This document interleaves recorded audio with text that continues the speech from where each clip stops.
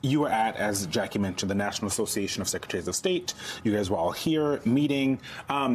A couple days ago, I'd heard that Tulsi Gabbard, Christine Noem, and Pam Bondi had kind of bogarted themselves apparently onto your agenda, like where they were not apparently supposed to be there at one point.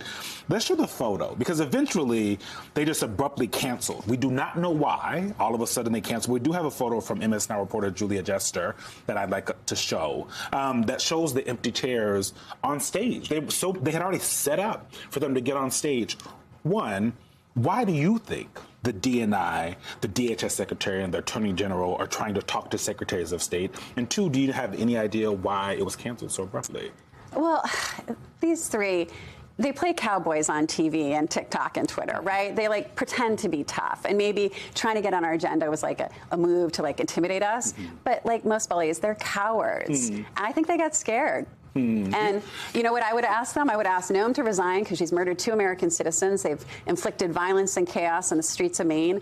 I would have asked Bondi to butt out of our federal elections. I've got a petition on my website, bellowsformaine.com, calling for her to stop interfering with state elections.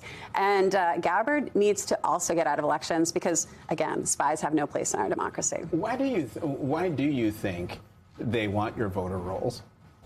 Your election information? Well, it's clear. It's much like what ICE is trying to do with assembling huge amounts of data on Americans to conduct surveillance, to scare people. Because if the Department of Justice, which has the power to investigate, prosecute, put people in jail, knows who's a Democrat, who's a Republican, that might have a chilling effect. People might be afraid to register as Democrats or to attend a primary.